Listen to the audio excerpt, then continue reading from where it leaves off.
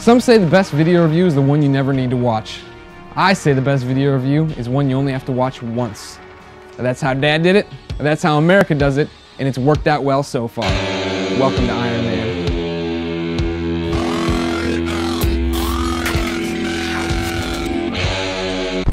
Johnny Stark, what you feel? He's a cool exec with a heart of steel.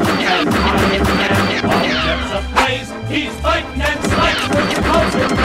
Amazing armor, There's Iron Man. blazing power.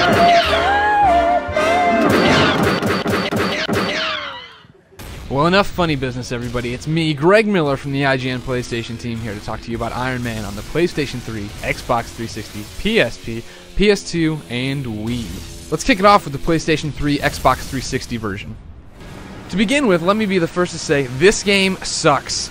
Oh my god, ladies and gentlemen, I haven't thrown a controller since 2002, but this game had me hurling controllers all over the IGN office. The problem with Iron Man on the current gen systems is simply there's just too much going on and it doesn't make any sense what's happening. Every mission is preceded by a cutscene that looks like garbage, even though Robert Downey Jr. and Terrence Howard do show up to reprise their roles from the film, but it looks terrible, it doesn't sound good, you can tell they're phoning in performances.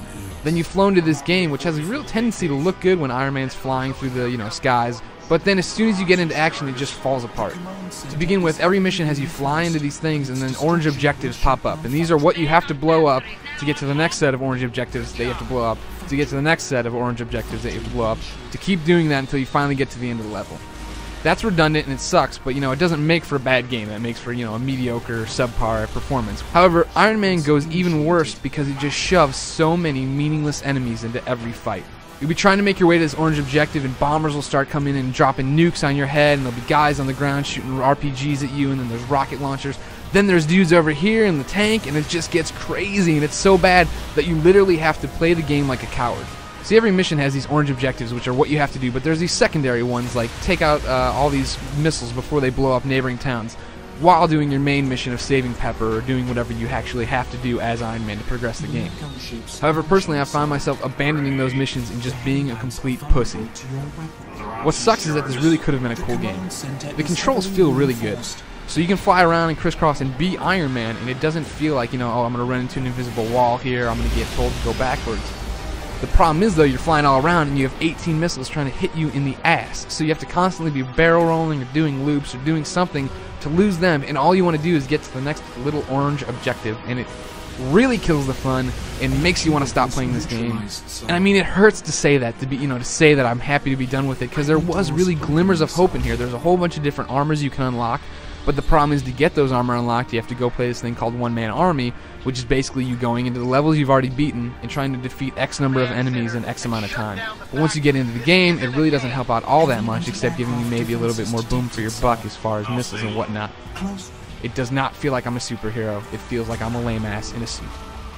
That's the 360 and the PS3. Over on the PSP, PS2, and Wii side, you're looking at the exact same game, except obviously variances in controls. Now on the it could be good, it could be bad side, this does not suffer from the same problems that Iron Man 360 PS3 does. It uses the same lame looking cutscenes, which feature the same lame voiceovers, but we can put that aside right now, because obviously this thing is terrible at telling the story of the movie. It completely goes on its own track. If you haven't seen the movie, this will make little to no sense to you. You won't know the characters. However, on the Wii, PS2, PSP side, the gameplay is completely different. You have your different levels, although they are, since they're using the same cutscenes, they are somewhat different in terms of what you'll be seeing and what you'll be doing. The problem is here that the levels are just horribly generic. Lots of times it's just big old boxes, really plain textures, which look alright on the PSP, but when you put them onto a big screen with your PS2 or Wii, they really look terrible. Whereas the 360 and PS3 got, really crowded with missiles and bad guys and really frustrating and crazy. PSP SKU, PS2, whatever you want to call it, is super simple. You can just steamroll through this thing without any sweat. I played it pretty much all at the laundromat, which, granted, I couldn't take my Wii to the laundromat, but you get the idea. This game is the same thing, so it's kind of short. If you are dead set on getting an Iron Man, get one of these. Do not get PS3 or 360, but, it still wasn't this great gaming experience. So let's break it down. Overall, Iron Man the video game, epic fail. PS3, 360, please avoid. I know people like achievements and people like playing things in their PS3. Avoid if you can. PSP, Wii, PS2, not great games, not terrible games. If you desperately need to try to be Iron Man, have at it. So that's the video review for Iron Man. I hope you enjoyed it. I know it's early to talk about sequels, but if Sega's planning an Iron Man 2, I am available for all mocap work. And until then, you should probably just check out IGN for the full written review. Thanks, guys.